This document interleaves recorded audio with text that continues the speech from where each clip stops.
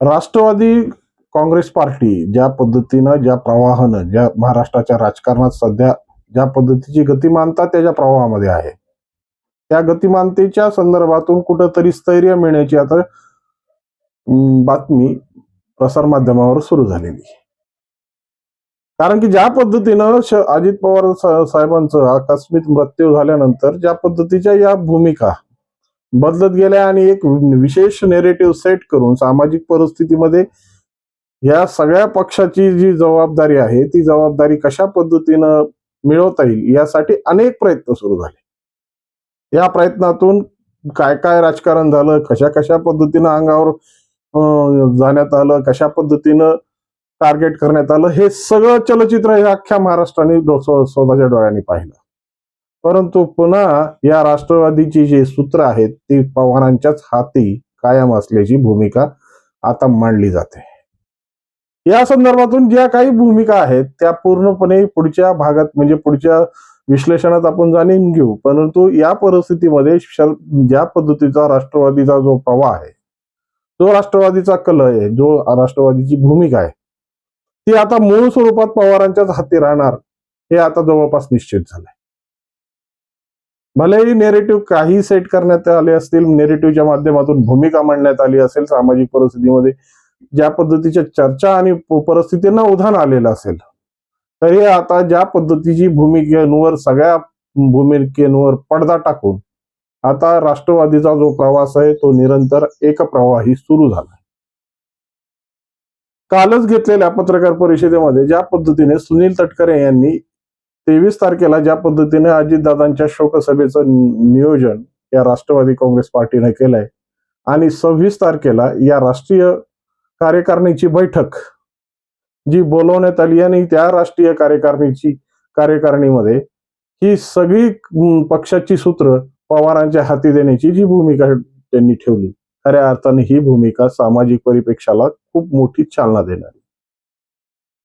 कारण की आजपर्यंत ज्या पद्धतीच्या भूमिका मांडून सर्वसामान्य माणसाला व्यथित करणारी काही मंडळी सारखी कार्यरत होती आणि मग वेगवेगळ्या पद्धतीचे नेरेटिव्ह प्रत्येक प्रकारे आपल्या आपल्या पद्धतीने एक वेगवेगळी समीकरणं मांडून सर्वसामान्य माणसाच्या हातात हा प्रकार कसा आहे हे समजून सांगण्याचा तो प्रयत्न. परंतु कसं असतं की सामाजिक भूमिकेत आणि राजकीय भूमिकेत एक भूमिका फार महत्वाची असते. सामाजिक भूमिकेत जनतेचं मत हे महत्वाचं नसतं, पण राजकीय भूमिकेमध्ये जनतेच्या मतावरच सगळं काही आधारित असतं हे मात्र 100% खरं आहे. कारण की ज्या पद्धतीनं जेव्हा जनमत हरवल्यानंतर काय परिस्थिती होते ते उभाठा शिवसेनेची परिस्थिती पाहिली. जनमत हरवल्यानंतर काय परिस्थिती होती ती काँग्रेसची आज सगळ्यांच्या वर्तमान काळात काँग्रेसची दुर्दशा आपल्याला सांगून जाते.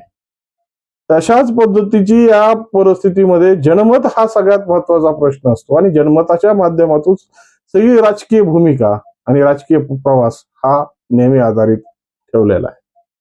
या जनमताचा कौल धरून आणि ज्या पद्धतीने वर्तमान परिस्थितीमध्ये ज्या घटना घडल्या आणि त्याची परिस्थिती सुदृढ आणि व्यवस्थित घडी बसण्यासाठी शेवटी सुनेत्राताई पवार यांच्या हाती या राष्ट्रवादीच्या पूर्ण चाव्या देण्याचा संकल्प आता सगळ्या कार्यकारिणींनी मिळून ठरवलाय अशी सूत्रांकडून माहिती मिळालेली.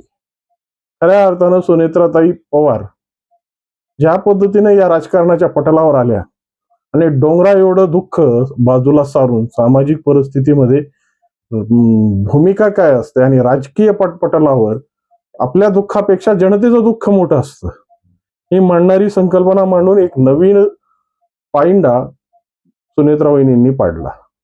वास्तविक स्वरूपात राजकीय भूमिकेत असताना अशा भूमिका घेणं गरजेचं पडतं.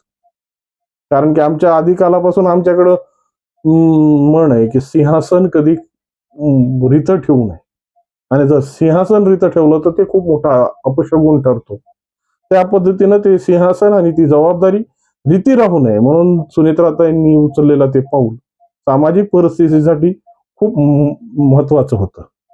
परंतु हे सगळं होत असताना हातातलं कोलीत ज्या पद्धतीने निसटतं की काय आणि दिल्लेश्वरांनी ज्या पद्धतीची चाणक्य नीती वापरून या सगळ्या समीकरणाच्या चाव्या कशा अबाधितपणे अजित पवारांच्या कुटुंबातच राहतील ह्याची जी तसदी घेतली होती, या तसदीमध्ये सगळ्यात मोठी संकल्पना या दिल्लीश्वरांनी मांडलेल्या भूमिकेत या राष्ट्रवादीचा जो पुढचा प्रवास आहे तो निर्धारित होता.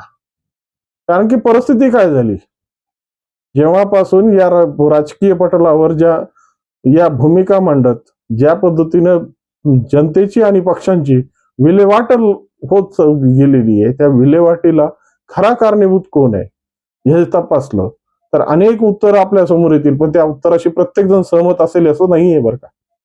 पण या सहमताची या पद्धतीचा भूमिका या राष्ट्रवादी पक्षाच्या संदर्भातून पुढच्या धोरणातून ज्या पद्धतीच्या महत्वाच्या आहेत, त्यामुळे या 4 पिलर्सनं म्हणजे सुनील तटकरे, प्रफुल्ल पटेल, छगन भुजबळ आणि धनंजय मुंडे यांनी केलेल्या या क्रांतिकारी पावलांमुळे सामाजिक परिस्थिती आणि सामाजिक सलोखा हे दोन्ही शाबूत राहिला आहे. राहिली पोटदुखीचा प्रश्न, तो पोटदुखीचा प्रश्न हा कायम राहणार आहे. कारण की सामाजिक वलयामध्ये हे पोट दुखणारे लोक नेहमीच वलांकित असतात. असंही केलं तर पोट दुखतंय, तसंही केलं तर पोट दुखतंय. कारण की यांची जी भूमिका आहे ती भूमिका फक्त स्वतःच्या स्वार्थासाठी, लोकांच्या हाल्या मारण्यासाठी आहे.